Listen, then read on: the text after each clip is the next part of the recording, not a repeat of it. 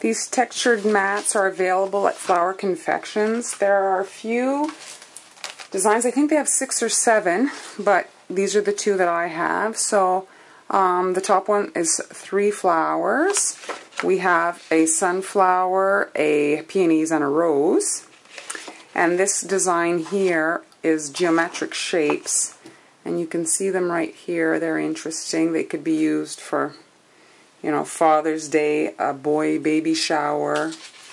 And you don't have to necessarily use the whole round. You could come in with a smaller cutter and do smaller elements. For another design that you're working on, you could use just a portion of it.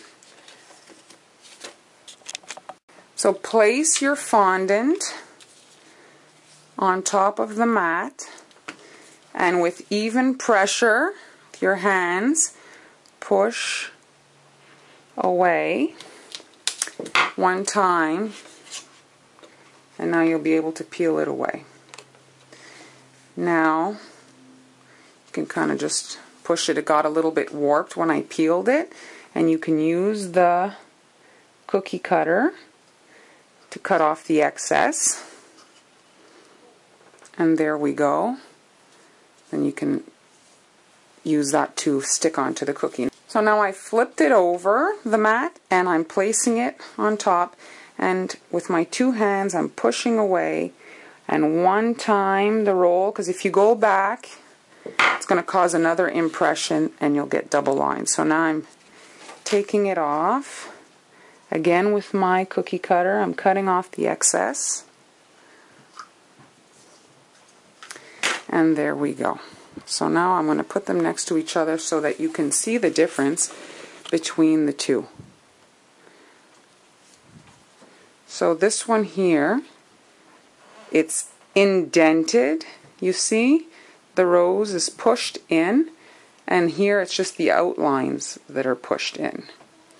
And so it creates a very different effect. See here, if you used flood icing, you could, you know, make this look like royal icing. This would be all your outline. You just have to do a light flood layer, and your rose would, and here you could just dust it with some luster dust or airbrush it, and you'd get a nice effect as well. Here are the 3 flowers. As you can see, it's very difficult to pick a favorite. They're all very pretty. And you could easily add, you know, a little bit of petal dust, and or with your airbrush. It's just a little bit harder to control not to get it on the edges here, but you could really make something very pretty. For the yellow, all I have is actually yellow luster dust, so with a bit of shine. So you'll see the difference. So I'm just going to lightly touch. This yellow is very nice. It's popping very nice. Pull inwards so that whatever residue from your brush comes onto the flower, and you can pull it in. And you can rub a bit more in the middle so that the yellow is in the base of it. And when you come back with the orange after, you'll get a little bit of definition. So just a light touch of it. That's all you need. These cookies would be very nice as a teacher's gift, Mother's Day, as wedding favors. Really infinite use. This flowers are just so... I wonder if you could actually color this one into a poinsettia and use it for Christmas. Probably. It kind of looks like it. I mean, if you made it red and added the right colors, give you at least that feel.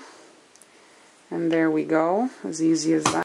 So I've got here, it's called salmon. Let's try this and see if with the base of yellow, it's kind of a pinky color, but again, like I say, make do with what you have.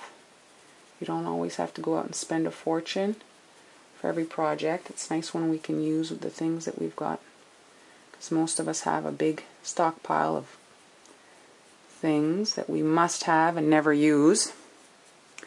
And there we go. I'm going to take a dry brush to just remove the excess. Dry, clean brush there. Ideally, I think you'd use your clean airbrush to remove the excess, but there you go. If you wanted to use just the rose, you'd have to trim the excess around the edge here. I do not recommend using an X-Acto knife. What happens is the moisture in the fondant, when it's fresh, it's obviously tacky, and there's elasticity to fondant, so it will warp your shape. You're better to use like this really tiny here pizza cutter type thing. It's a little wheel, and this really reduces the warping of the thing you're cutting. It just kind of sets it. It doesn't, I don't know, it doesn't stretch it the same as an X-Acto knife. X-Acto knife seems to always mess up whenever I've been cutting. Another option I've seen is you can freeze your fondant, and that way it's kind of gets hard and you can cut it without having it move. And so here we go. You can pick it up and just with your fingers clean up the edge there, and you'd be able to stick this on the side of your cake very easily. And then you could add some flowers, some leaves I mean. So when coloring my little flowers here, obviously I could have just pushed the rose out here, rolled it out in some red fondant, but then this would have been red as well and it wouldn't have looked right. And so I worked in white fondant, and I'm going to come in and add some color. So there's several different products that you can use to color after. There's petal dust. Petal dust is just a flat color. When you say luster dust, it's got a metallic element and so some shine. That's kind of the difference. They're applied in the same fashion with a brush.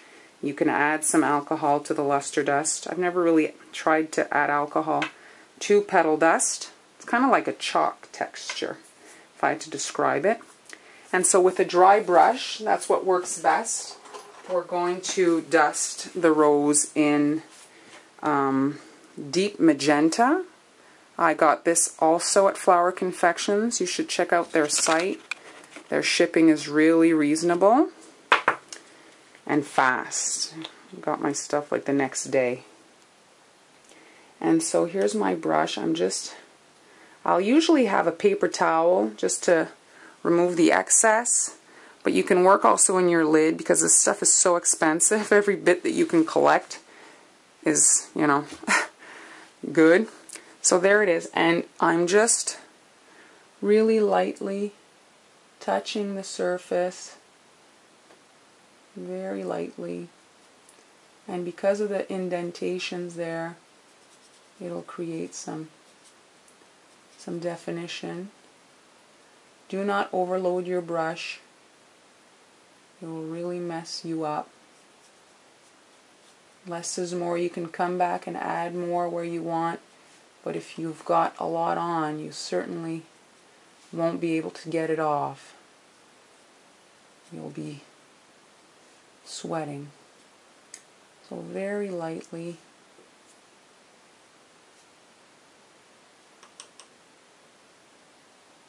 Add a little bit of color. And it's very easy to follow the edges there.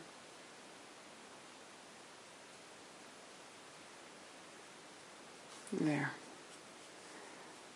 And then you can come in if you want and pearl this for some added shine. Here it is. Against the pink paper you can see it a bit more. And then you could add in royal icing some branches and more leaves. Really, it's just all these tools that you buy. Try to think outside the box and say, you know, what else could I use this for? If you're just a cookie person, you can use sections for sure. But if you also do cakes, I mean, all these tools can be used across every application. Just because something was bought to make cakes does not mean it can't be used for cookies and cupcakes. To work on the last one here, the peonies. So I'm just working in that light pink and just lightly touching the edges. The Flower Confections Luster Dust really adds a lot of color with very little amount of the actual powder. You can just barely touch it and you've got it.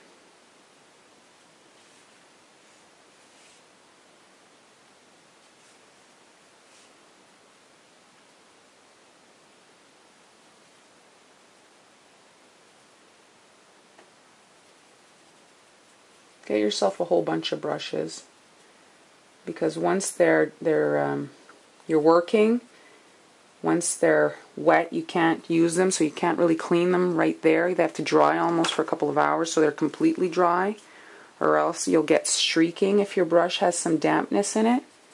It'll mess up your finish, so you're better to have a few brushes. They're not expensive, and get yourself. There we go. And so those would be very nice on a cupcake or on a cookie.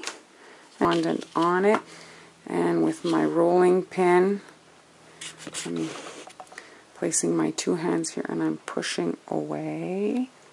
Even pressure, and I can easily pop it out. Using my cookie cutter, I'm lining myself up to cut off the excess.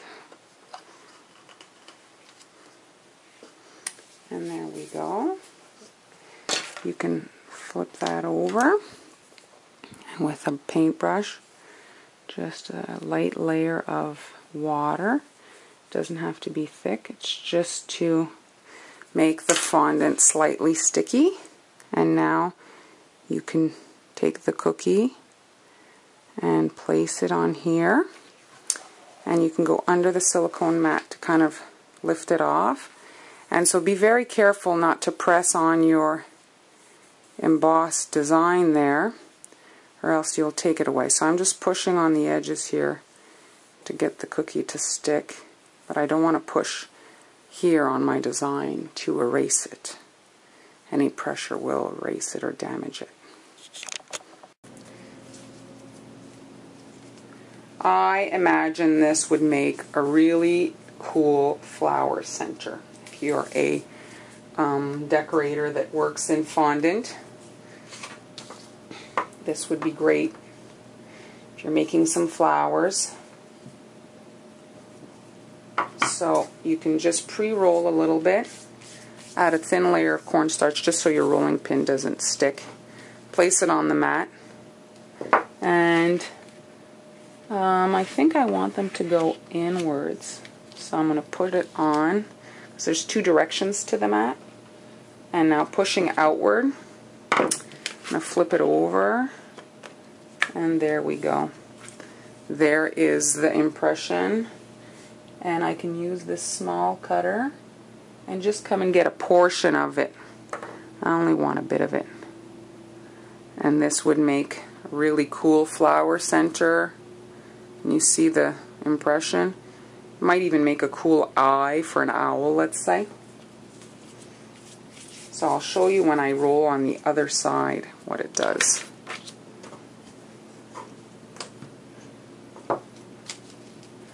And there we go. Oh, I think I like this side better. So you have to be careful when you remove it from the mat so that you don't, when you stretch it, you don't warp it. So again, I'm just taking a small cutter and coming to get a portion of it, and there we go. It's nice. It's a nice geometric shape. These would be really cool circles to add on the side of a cake. You know, that's the thing. When you buy a tool, you have to think about how many different ways you can use it so that it really makes that purchase worthwhile. So here I've got the fondant pre-rolled on the mat, just a little cornstarch so my rolling pin doesn't stick.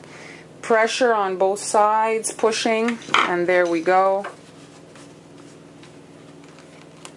Comes right off. And now here I've got this flower cutter just to try it out to see what kind of effect this creates. And voila, kind of a funky looking flower. you could come and stack. You see here, these two together. If you dusted this in some metallics, it might be interesting. I'm just playing around to show you the mats, but there's so many things you could do with them. So you can see the starburst here on the cookie. You can see the whole pattern, and it's really nice.